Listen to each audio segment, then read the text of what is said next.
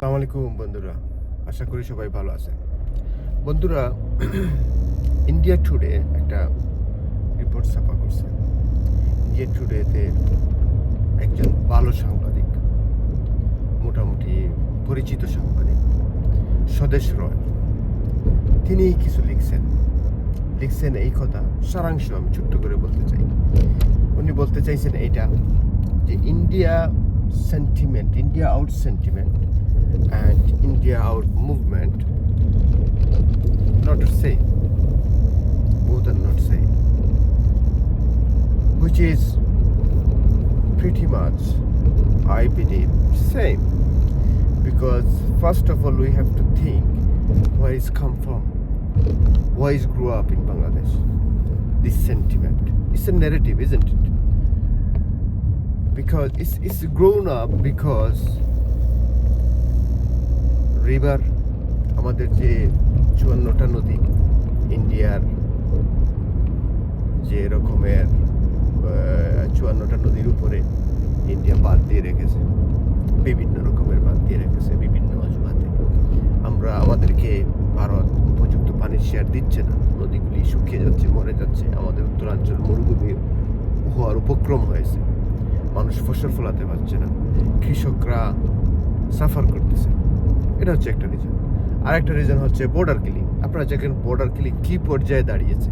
এটা রীতিমতো একটা মনে হচ্ছে যেমন মানে একটা দখলের পর্যায়ে চলে গেছে, যে না আমরা আসবো, ভিতরে আসবো, মানুষ ধরে নিয়ে যাব, মেরে ফেলবো, মেরে ডেড বডি নিয়ে যাব, নেম অফ কিতা স্মাগলার, যে এরা স্মাগলিংকে যায় এই করে সেই করে।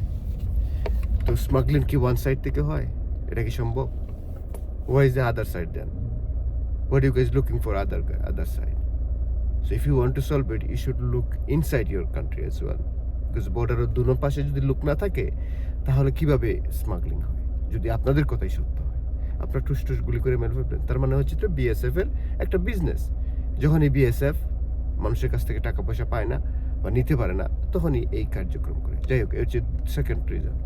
থার্ড রিজন কি? থার্ড রিজন হচ্ছে আপনাদের ইনভলভমেন্ট পলিটিক্যালি অ্যান্ড ডিপ্লোম্যাটিক্যালি, ঠিক কিনা? এই জিনিসগুলি যখন সর্ট করবেন, তখন ইন্ডিয়া আউট মুভমেন্ট বলেন, ইন্ডিয়া অ্যান্টি ইন্ডিয়া সেন্টিমেন্ট বলেন, everything will be sort out.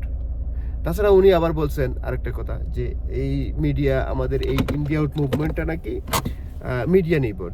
This which is true, that's fine, so what? এখনকার জমানা সম্পর্কে আপনার ধারণা আছে? এই জেনারেশনটাই তো অনলাইন নির্ভর, অনলাইন ডিপেন্ড। আর আপনি কোন জেনারেশনের মানুষ এটা আপনি ভালো জানেন, ঠিক না? আপনারা তো 1971 রে আপনারা বাইবেল ধরে নিছেন, আপনারা আপনাদের গীতা ধরে নিছেন, এটা দিয়েই দেশটা দুনিয়া চালাবেন। যে 1971 আপনারা you guys are support Bangladesh, so Bangladesh will be forever yours. That's what you guys thinking, but it's completely wrong way. That's why আপনাদের এই অ্যাটিটিউডের কারণেই, ভারতের এই অ্যাটিটিউডের কারণেই এই যে অ্যান্টি আউট মুভমেন্ট বা অ্যান্টি ইন্ডিয়া সেন্টিমেন্ট যেভাবেই বলেন, সেটা শুরু হয়েছে।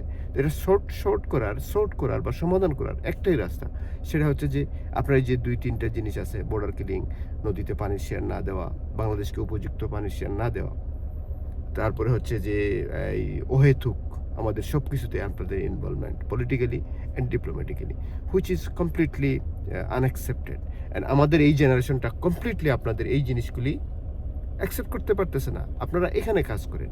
স্বদেশ রয় সাহেব, আপনি এইটা সম্পর্কে লেখেন। আপনি পুরো লেখাটা লিখছেন অ্যাঙ্কি ফাঙ্কি, এটা সেটা বলছেন, অশিক্ষিত লোকরা করতেছে, লোকরা দেখতেছে, কিন্তু আপনি সত্যি কথাটা বললেন না। কি কারণে এটা শুরু হয়েছে সেটা বললেন না। এই হচ্ছেন আপনি সাংবাদিক, হচ্ছেন আপনি শিক্ষিত। একজন শিক্ষিত লোক, সে বোথ সাইড দেখবে। when he or she has enough qualified, okay, so you should see both side. Otherwise কিসের শিক্ষিত আপনি নিজেকে দাবি করতেছেন, অন্যদেরকে অশিক্ষিত বলতেছেন? কোন যুক্তিতে? অশিক্ষিত লোকরা কি সোশ্যাল মিডিয়া চালাতে পারে? ওরা কীভাবে চালায়? ফোন চালায়, স্মার্টফোন চালায় কীভাবে? সো আপনি যেটা বলছেন এটা কমপ্লিটলি অ্যাবসার্ড, বকওয়াস, ফালতু, জঘন্য, চরম জঘন্য, just bullshit. Okay, don't talk like that, because এইটা আমরা পছন্দ করি না। আপনি তো জানেন আপনি কোন দেশি, ঠিক আছে না? মেন্টালি আপনি কোন দেশি এটা আপনি জানেন। না জানলে নিজেকে আরেকটু জাস্টিফাই করেন। You should read yourself, okay? Thank you everyone. And god bless Bangladesh. খুদা হাফেজ।